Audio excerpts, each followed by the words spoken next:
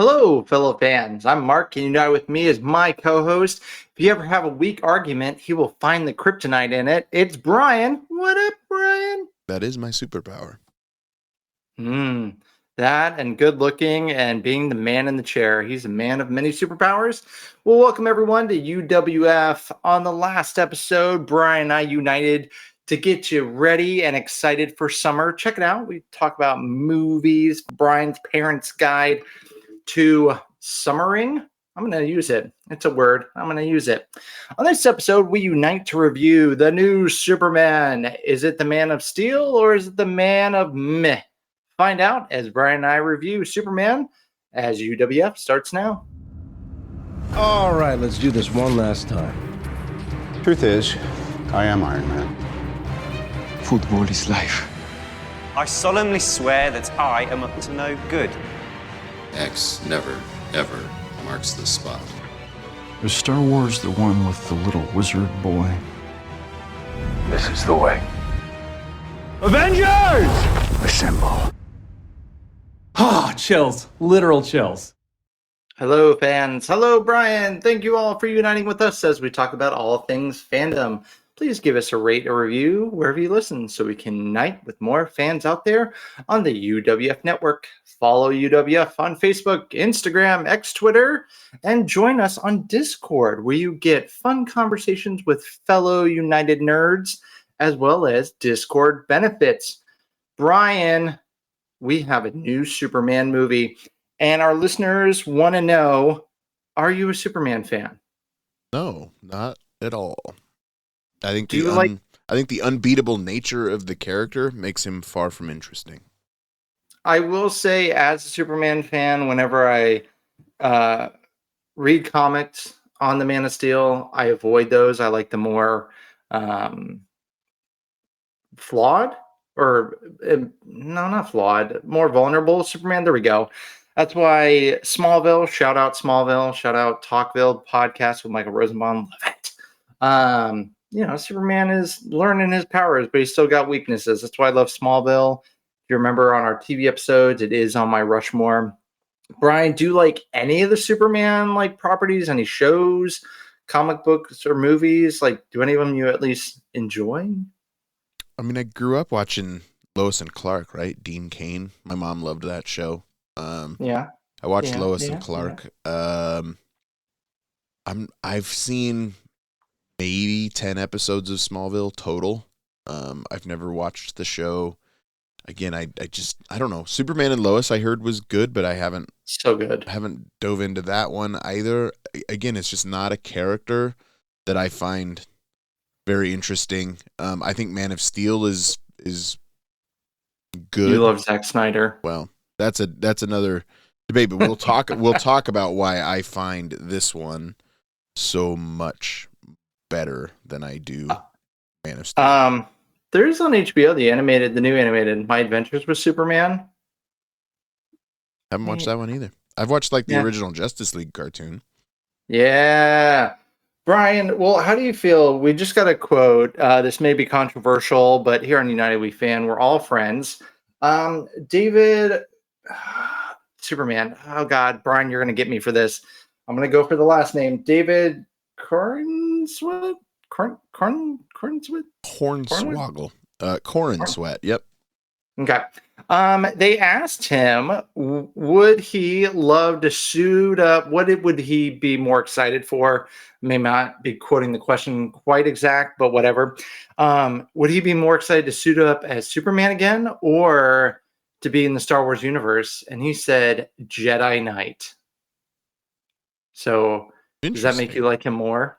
I mean, I feel like he's probably got a 10 film deal he's signed with DC, so it's probably getting his cake and eating it too.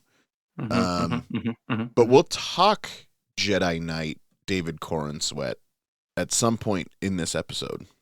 Ooh. All right, friends. To start this episode, it's non-spoiler. We're going to start non-spoiler, so fear not. If you haven't seen the movie, we are playing nice in the beginning, and then when we're ready to spoil things for you, we will let you know with a warning.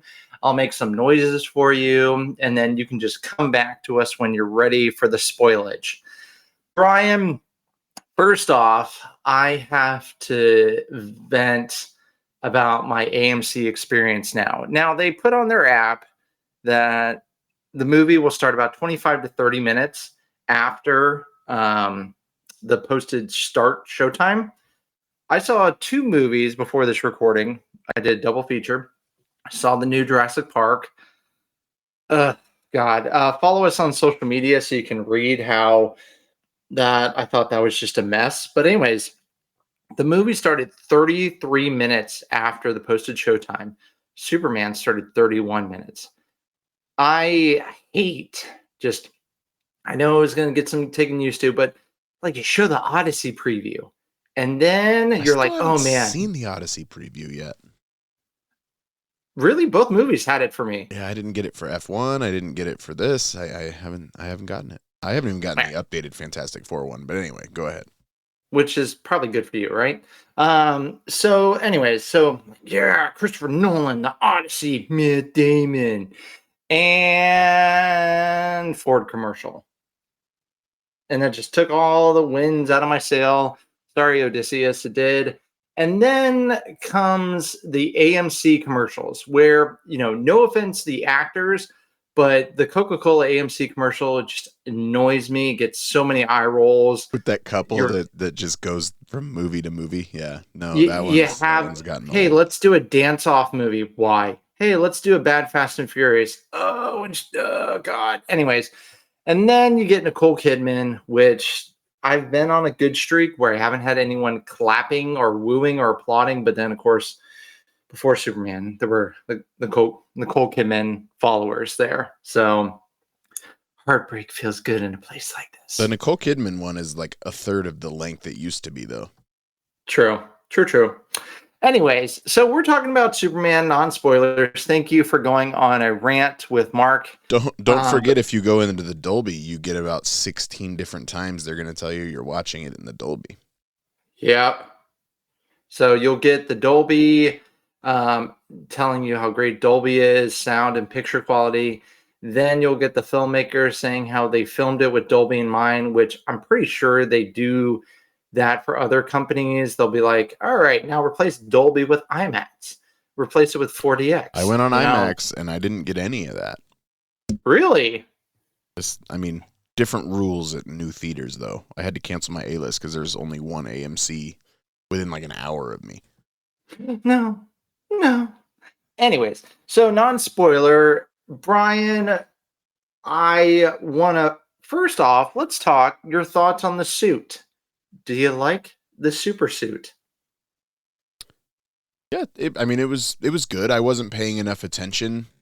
I like that we didn't go through the phase of a lesser suit, right? Like Spider-Man Homecoming comes to mind, right? Where you get the good suit and then you go back because something happens and you get a lesser suit and you have to earn the new suit back. Like, we didn't even make the suit a talking point, which I appreciated.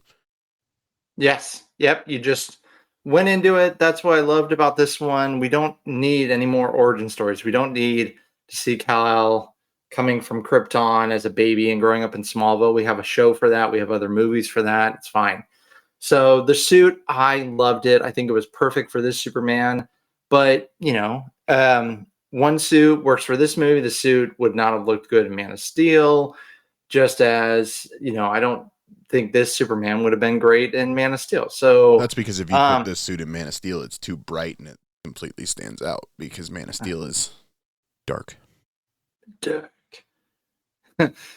You're so dark. You sure you're not from the DC universe?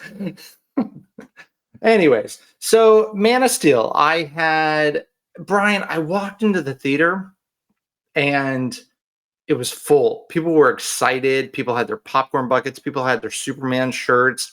It gave me old school vibes of when, people would go to the opening day Marvel movies. I'll say it, Marvel movies in the old days, and people were excited. And you haven't really seen that in theaters lately. I'm going to say it. The last time I saw this much excitement in the theater was probably Wicked opening night. So good on super fans for coming out for this and supporting it and looking excited. I think this movie not only rewarded you for your not rewarded you. I think it paid off your excitement. I think I really didn't have any complaints about it. The look was great, the acting was great, the casting was great. There was some things I wouldn't say perfect. Like Perry White, love the actor, but they kind of just made him like a background meme with a cigar. But I love the updates they did to like Jimmy Olsen. I love how they made him not like the goofy nerd. It's instead of Jimmy Olsen, now it's like Jim Olsen. So the flying sequences were great. The action was great. Nathan Fillion, I was worried he was going to annoy me, but his bowl haircut, they didn't dance around it. They were like, we're going to make fun of it too. So the Justice Gang was great. I This is a movie that I can't wait to see again, and I will happily go see again. Yeah, no, Jimmy Olsen, like he was straight up just Gideon Gemstone. Like everything, like I was just waiting for the Righteous Gemstones crossover. But he was also young Billy Batson. So Shazam, yeah. Anyway, waiting for that crossover. This is the greatest Superman film ever made. And I've seen every single one of them. And they stopped trying to make a flawless man flawed. They let the flawless man be flawless in a world that was flawed. They stopped trying. Bryan. They stopped trying to put Superman into our world. They let the world be fantastical. They let the world be an alien type, like where everybody knows aliens exist and it just is what it is. They didn't try to insert Superman into this world. They let that world be his own, and I think that they pulled it off spectacularly. It's absolutely a James Gunn film, which is a positive in my mind. There's a lot of humor, and most of it works. It does feel to me that there were some elements of James Gunn's wanted to make a Superman film for so long, and he had so many ideas that he put all those ideas into a film that I think if he knew he was going to be making 3-4 of these, he would have spread out his ideas more. But with his position at DCU, I don't think he's going to be making a ton of movies, so I think he just got all of his ideas out in one fell swoop, right? But most of it worked. And I hate to say it, but with DC, there is no guarantee that I don't blame him for throwing it all into one movie. Yeah, I mean, the longer this goes, if this is the new DCU, right, like, it's going to be different, but the future's brighter for DC than it's ever looked for me. I think everything you said is spot on. You hit it very well. It's what Black Adam, I think Black Adam tried to do, but then it also tried to be like Black Panther and didn't quite pull it off. Superman, James Gunn figured it out how to kind of create this world within a world, but just let it be this comic book world. So they let a lot happen off screen before the movie. They gave you lots of information, but it was very easy to digest, and you get caught up to speed real quick. We don't deal with an origin story. Again, I think his take on the character, I think it's the best Superman film ever made. Guest host, Discord member, and fan of the show, Broadway Patrick, sent me a message asking, hey, if I don't know too much about Superman, do I need to see previous stuff to go into this? And I told him no. They set up, whether you are a longtime watcher, reader, or just a Superboy to this, they set you up right away. You don't need to, everyone I feel like has a basic understanding of Superman, but they set you up for this story and the premise right away. So for all those who are not familiar with Superman, you'll be just fine. So, but I thought that was a great question. I didn't even think about, like, do you need to know anything? No, I think it's good. So, Bryan, is it a movie that you would watch again in theaters? Or are you excited to watch it at home? I'm going again tonight. Gonna take my wife. Took my son yesterday, taking my wife tonight. David Corenswet is an excellent Superman. Yeah. Not being spoilery, like we don't deal much with Clark Kent, which I think is a strong point to this film. And I'm trying to. Well, let me ask you this, Papa Bryan. Did the kids like it? I only took my oldest. The girls would like it. A lot of it would go over their heads. But Crypto is excellent. Rachel Brosnahan as Lois Lane, really I have a new really crush, good by the too. way. Yeah, she's excellent. So, I mean everything at the Daily Planet worked. Like you said, Perry White kind of takes a back seat a little bit, but he's still funny and he's still good. Yep. Love the actor. Yeah, so it's just well done. My son really liked it. Again, if you like the Guardians films, I think you'll like this film. There's a lot of similarities, but it's not Guardians in the Superman universe either. Like there's points in which you're watching a Guardians film and you absolutely would have gotten a needle drop. You get the score 75% of the time. There's one needle drop in this film and that scene is incredible. Yeah. So you're giving it the parent seal of approval. You think it's good and entertaining for the kiddos? Inappropriate. There's nothing super inappropriate in this movie at all. All right. So Bryan, in closing for our non-spoiler review, says best Superman movie. He's going to go see it again. I can't wait to see it again. I have to wait a couple of days, but I will be going and seeing it again. And I highly recommend it for fans of good movies. There we go. Fans of fun, good movies, go see it.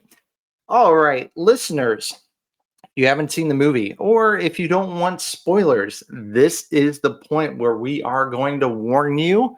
Spoilers are coming. We will talk about characters. We'll talk about plot points. We will talk about credit scenes. We will talk about it all. So please come back to us if you are, once you see it and you're ready to learn more with us, please come back. But if not, this is your point to stop it. Yep. That's also the sound I make whenever I stub my toe at my age.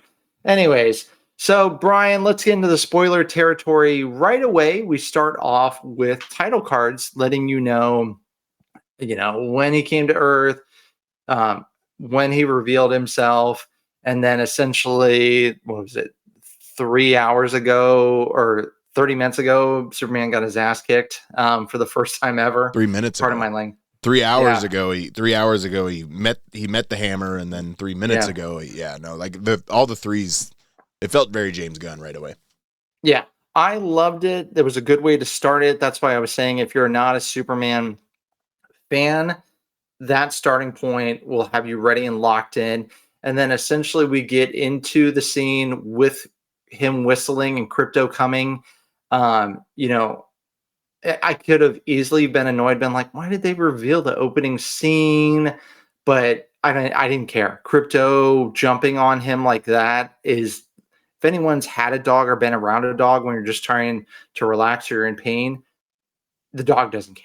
Even cats. But anyways, so I loved it. Him jumping around. I love that James Gunn based the dog off of his personal dog. And him dragging him home. You had the robots. We didn't need to learn about the Fortress of Solitude. You already get it. This is his bat cave. This is his lair. And then we got a surprise as to who was his dad. It was none other than The Hangover, A Star is Born, the maestro Bradley Cooper. It didn't dawn on me watching that film that it was Bradley Cooper. Like, I didn't even realize it until the end. I also didn't realize how blue his eyes were. Yeah. Well, performance enhancing drugs there, maybe. Oh my God. But yeah, I didn't even I didn't even think about it being Bradley Cooper. I didn't even think that was possible. I feel bad. I meant to look up. Is the mom someone that I should know? I don't think so. I saw the name, and it was not a name that I knew, and I'll get back to you with the name in just a second. So Bradley Cooper's there, and he's speaking Kryptonian, delivering an impartial message that is something that inspires Clark, Superman, Kal-El, and to do why he does, or to do what he does. So, we learn it's an impartial message. The rest of the message is incomplete because of damage. A little foreshadowing there. Okay, well, at some point we're going to hear the whole message. If you read the comics, watch any of the shows, you know that Jor-El is kind of a douche at times. Russell Crowe portrayed him a little nicer, but previous versions you see, especially in Smallville and the comic book form, Jor-El has a douchey side. So I was glad that they kind of went into the darker side of his parents, and but they didn't go too heavily into it. But Solitude looked sweet. I love that they didn't shy away from the why do we need a giant Superman S on the door or anything like that. So yeah. Angela Serafin is the actress that played Lara. Again, Russell Crowe, kind of a douche to him. I mean, but the problem with previous Superman ones too is his parents were kind of not super well intentioned, right? Like, and this one, he actively chooses to go against what his parents said. He's always in previous Supermans, he's always trying to please Jor-El, no matter what, right? So I think this one, even when he gets the full message, I mean, you question, is it really valid the entire time? They kind of they make it very clear that you need to trust it, but you're still in the back of your mind going, do we really trust this? But I mean, turns out it was accurate. Yeah, exactly. So I enjoyed the gasp when they were like, have as many children, and all that. It's very Omni-Man. Like the entire is very Omni-Man from Invincible. I think I even heard someone leaving who asked if the Ultraman character was Omni-Man from Invincible. So I enjoyed people trying to discover more about comic books and stuff like that. I loved that. So, we go back to the Daily Planet and we get to see David as Clark. I loved his little nerdiness. Lois calling him out on, how'd you get that quote? How did you get that quote? I thought the Daily Planet banter was great. I know they released the interview scene online between Lois and Superman, but when he changes the tone of his voice from Clark to Superman and says, Miss Lane, that was just no offense to Henry Cavill. He did the best he could with the direction and the movie he got, but David he got a chance to actually be a different kind of Clark, and you could see the difference in his Clark and his Superman, and it was great. Same with how Christopher Reeves did it. And I know some people are going to be like, oh my God, I'm tired of hearing about Christopher Reeves, but there's a reason people talk about his Clark and his Superman. So jog on. Have we ever discussed hypno glasses before on screen? Not on screen. I know Smallville didn't, and I don't think Superman and Lois, and I know the Adventures of Lois and Clark didn't. So I think this is our first introduction to it. It's in the comic books. I love Nathan Fillion being kind of the audience member, or kind of the informer to the audience. Like, so do you know about his glasses? Nathan Fillion was so funny, and they called out his bad haircut. Like, yep. He was a very funny Guy Gardner. I thought that the Justice Gang was really fun. We're not calling ourselves that. Mr. Terrific was awesome. Can I just say, he's in, what was it, the Arrow series, and it was solid. I was worried about how audiences were going to take it, but leave it to James Gunn. He made a tree, a raccoon cool. He made Mr. Terrific freaking amazing. on screen. And I loved it. let's just stick with him right now. That scene, the only needle drop of the film, when they get to the beach and you're seeing everything from her perspective inside of that force field bubble. That scene was incredible. The shots that he got in it, I mean, it's filmed like a one shot. It's obviously not a one shot. There's no way, but the way that plays off, that scene was so cool. I thought that was the coolest scene of the entire movie. And because here's the thing, I think a lot of people are going, he's got little orbs, he's got little balls. He's just a smart guy who, for some reason, is flying in a seated position. And then you see, nope, he's a badass. He doesn't need his technology to punch you in the face. He will kick your butt, not break a sweat, and then come back to you. Yeah. Great needle drop. Good call. So let's stick with the Justice Gang. We talked about Nathan Fillion. I loved it when he was eating his Fruity Pebbles in the diner. I know he'll be back for the Green Lantern series, and apparently he drops a lot of F-bombs in that show, so that'll be fun.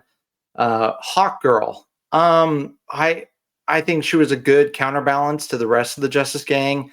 I wasn't a fan of let's zoom in and have her do a hawk call every time.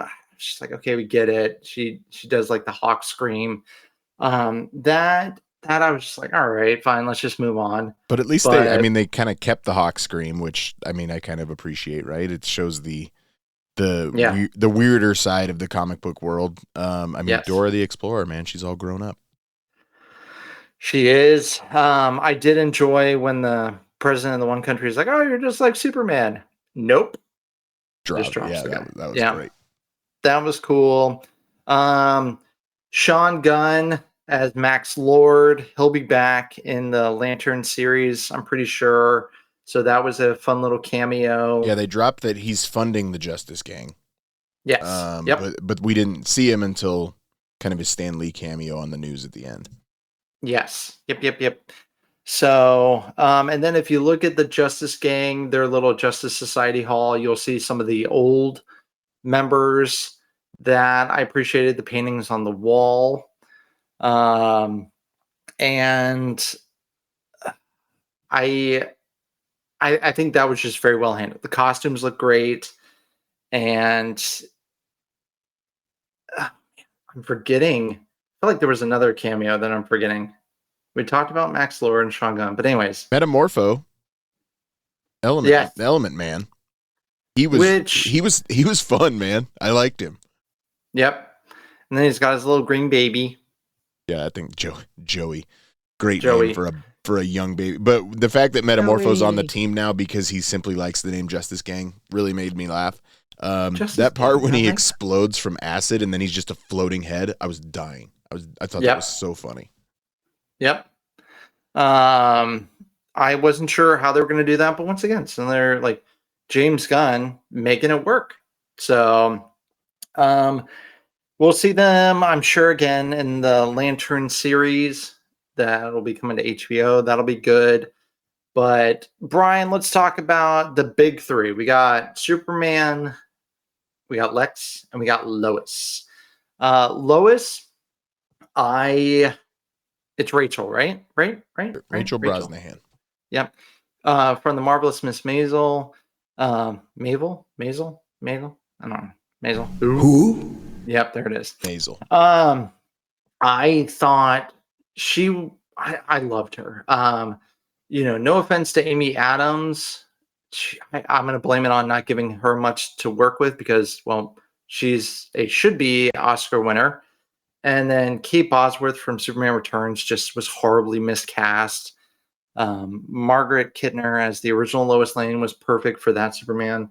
But I loved Rachel as this Lois Lane. I honestly wish we had more. I wanted more from her, like more scenes. So, but her interview scene alone, just brilliant.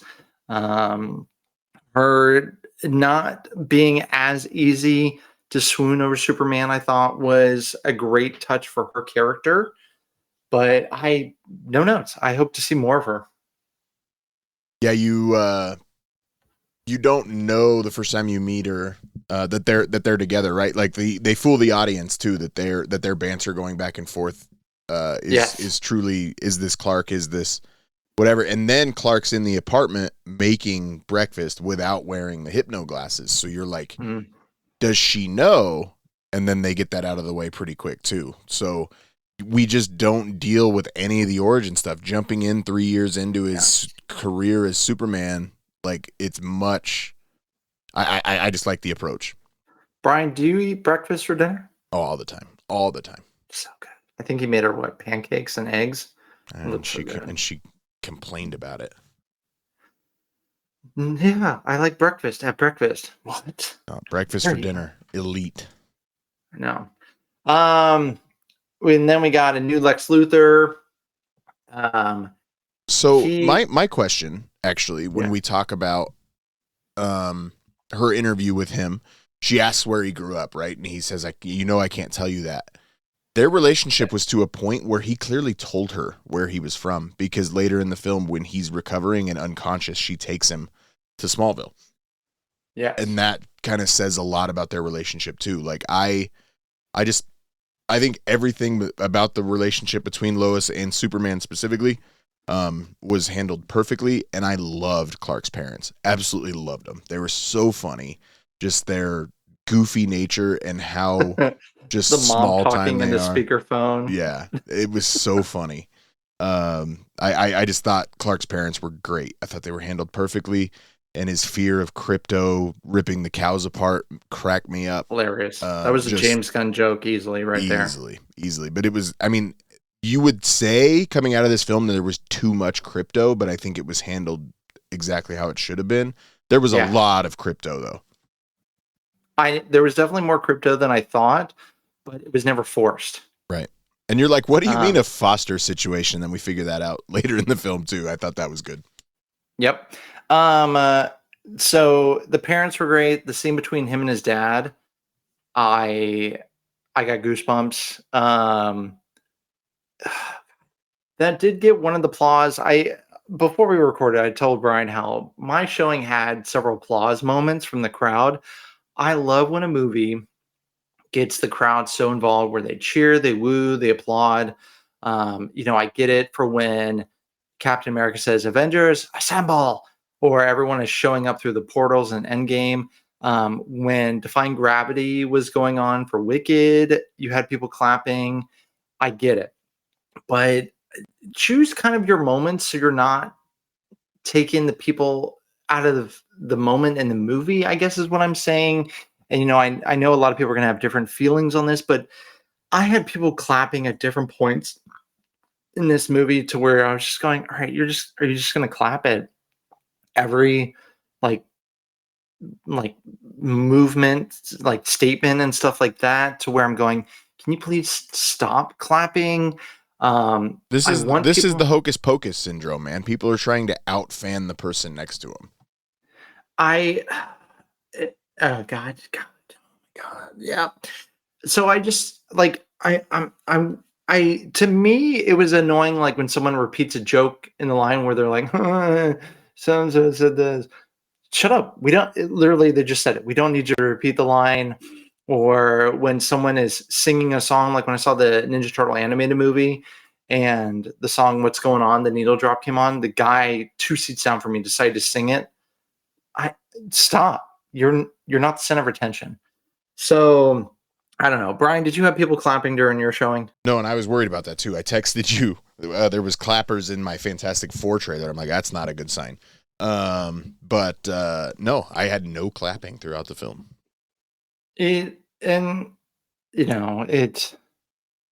Anyways, so listeners, let us know, comment in the Discord, join our Discord to have chats with us about stuff like this and other fun things. Yeah, please stop clapping, because it just, anyways.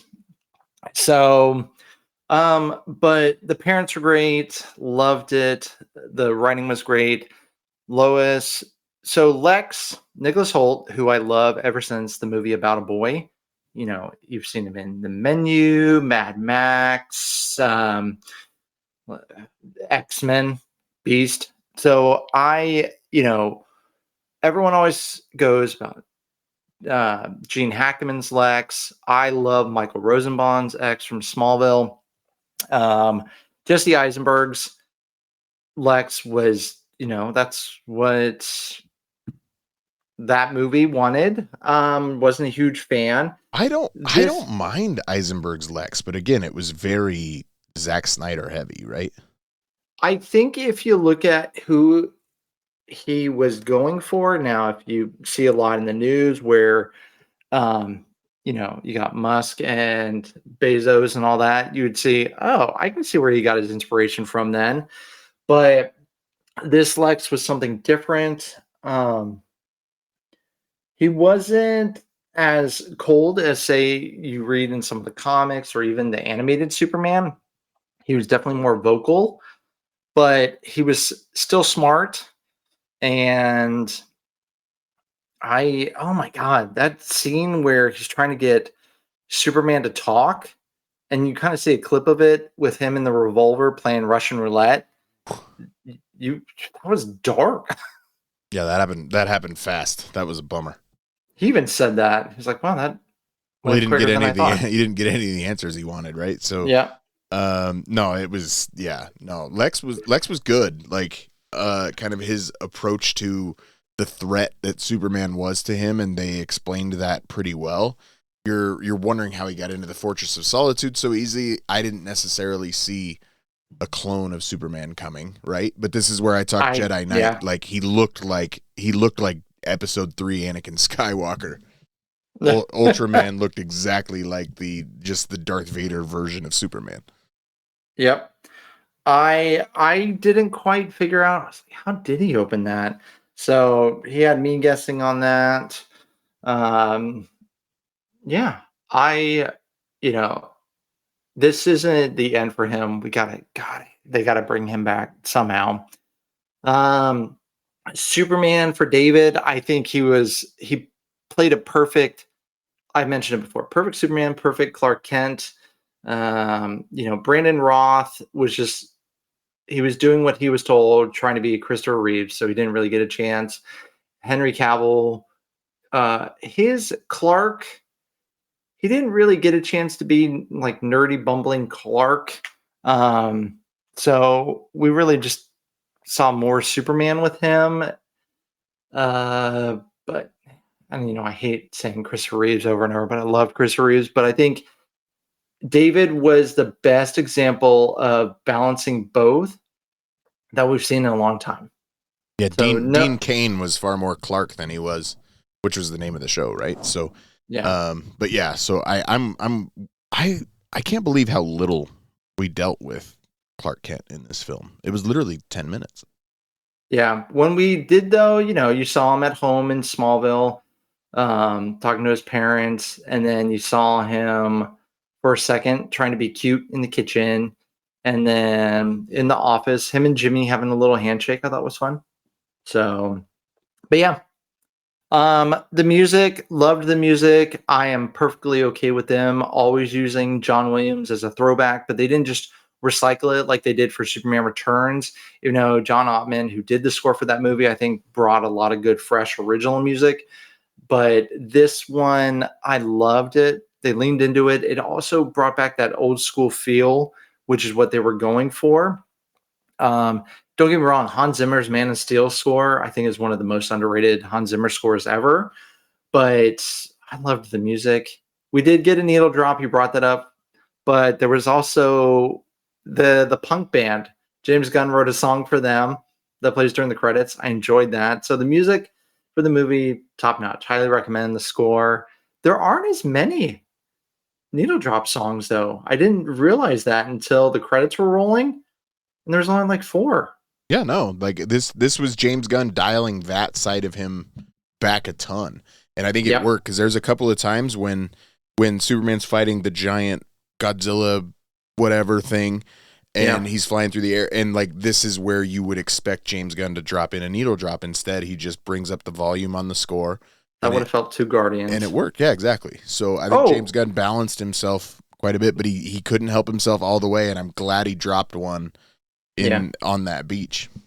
The cameo I'm I forgot that now I remember. Brian, how'd you feel about Peacemaker making his way into the interview scene? Peacemaker's the greatest. So funny. I love setting him into that world. He's just such a I mean, the character is literally douchey Captain America, and that's exactly what he is. And I love Peacemaker. I also loved the scene where Superman just kind of flies in. Yeah, can we talk about that scene though with Peacemaker? Because that's the first shot of this movie we got, like a still image of him putting his boots on in the night with like that all those lights behind him, and everybody's like, "Oh, this is going to be a crazy climactic scene." He's not even part of the fight, like at all. It's just you're watching Green Lantern with a giant baseball bat and a net, like just dragging these things away, dude. That was so funny. Just wailing on it. So funny. And Superman just enjoying a cup of coffee. Oh, were you helping them? Nah, that's just an interdimensional being. Whatever. They got it. I loved that. The Justice Society. I loved that also they weren't quite partners with Superman. So when the giant like Godzilla monster thing was happening, they weren't really working well together. And because they're not like a team, I loved that. Well, they all had different outcomes too. Like Clark wanted to take it away to study it, and Mr. Terrific's like, "Nah, we're good." Good Lord, that was kind of like, I'm just gonna blow it up from the inside. Spoiler, whatever. So, but yeah, that scene, that was the first still we got where everyone was going, "Why isn't Superman out there taking on that thing? Oh, he doesn't care. Oh, it's another Zack Snyder destroying a city thing." That was the other thing. For all those people who complained about Superman and Man of Steel destroying so much, things get destroyed. It's going to happen. But Superman did a lot to prevent more collateral damage, which is what I loved. Well, they called it out in the first scene too, right? It didn't seem like he cared about it. So then throughout the rest of the film, he really cared about protecting everything that as much as he could, right? So city gets split in half, and Mr. Terrific can't put everything back together perfectly. So therefore, there's going to be problems. But no, I just think I thought Lex Luthor was really interesting. I thought the Ultraman twist, for lack of a better term, was good. That dude, I mean, I guess he got sucked into a black hole underneath of a bus that bent in the shape of a U. Probably ain't coming back from that. I didn't find the engineer to be super interesting. I thought the nano bit stuff of trying to suffocate Superman went on a little bit too long. But what I liked is the Ultraman, we didn't focus, an evil clone. Because that's the problem with Marvel, is for a good while we had just evil versions of characters. Right. So I love that we didn't just, all right, let's just have an evil clone version of Superman. But then the nanite... I mean, you did. You just didn't dwell on it. Yeah, you didn't dwell on it. Correct. So I liked the whole, this is how Lex is going to try to kill him, choke him, and all that. I thought that was cool. So you mentioned it. Crypto is kind of a foster situation because Crypto belongs to who, Brian? Is it Kara or Kara? Kara. It is Kara, right? Yep. So, first half of season 1, Rhaenyra Targaryen, House of Dragon. Millie Alcock is the actress. She is Kara. She is Superman's cousin, and she likes to party. Shout out to the original Supergirl movie.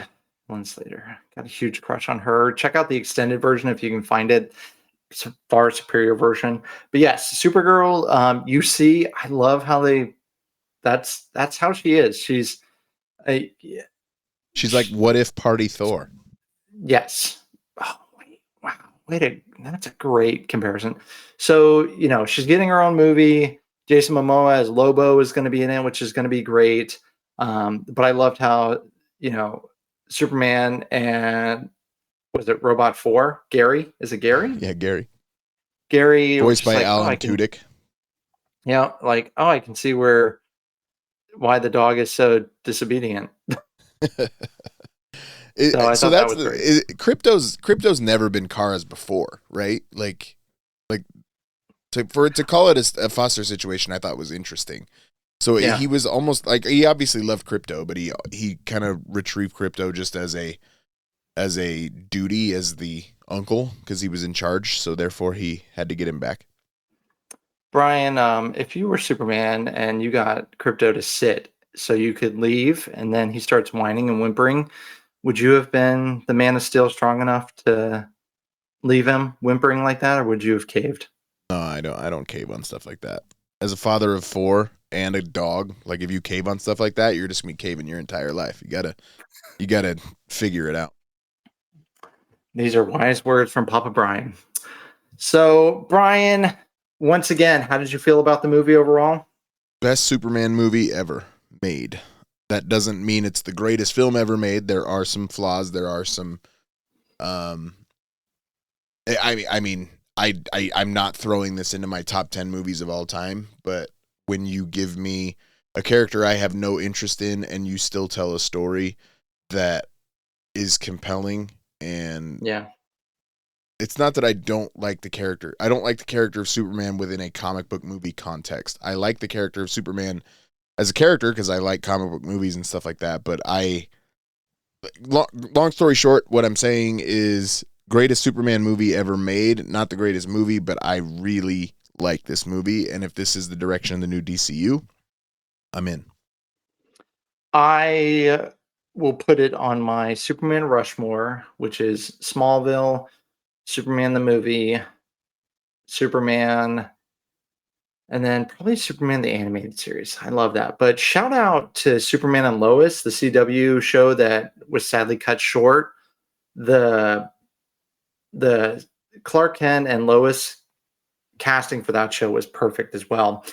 So you're not willing to say this is better. I understand not saying it's better than Smallville, but you're not willing to say it's better than Christopher Reeve 1976? I think it was 78. 78? Yeah. Anyway. Yeah, because it was, how I remember it, it was right after Star Wars. John Williams was off the hot streak, and they were like, we want you to do Superman. So I loved them both. Depending on what Superman mood I'm in is which one I'll watch. Fair enough. So I love them both. Will it be in my top 5 for the year? It's a strong contender to be in my top. It will probably be in my top 5 for the year. Which, Bryan, once again, I know I've said this before, but last year I struggled with picking out my top 5 movies for our year in review episode. This year is going to be hard to only limit it to 5. So love the movie, highly recommend it. Even if you are so DC fan, if you're a fan of movies, go see this movie. You'll enjoy it, especially in theaters. Highly recommend it. But yeah, Bryan, I'm glad you liked it. I was really worried there because I know Zack Snyder and Superman have kind of hurt you a little bit. So I'm excited. Yeah, no, it was good. I mean, James Gunn, right? I'm in on James Gunn. Yes, and James Gunn we trust, as they say. And on that concludes this episode. Bryan, thank you for always being a super co-host. We thank you, fellow fans, for uniting with us. For those listeners who want to get in touch with the show, please do so. Bryan, tell them how. Find us on Instagram at United We Fan Podcast, or shoot us an email at unitedwefan.podcast@gmail.com. Get a hold of either one of us, and we'll get you in over to the Discord. Yes, Discord benefits include guesting on a show, suggesting topics for us to go over, and just having fun debates like, is clapping throughout a movie acceptable or not? But we keep it family friendly in there, so join us. Thank you again, and listen to us where we check out your podcast. Till we unite again, fans, do remember, breakfast at dinner is acceptable. Why would anybody ever eat anything besides breakfast food? People are idiots, Leslie.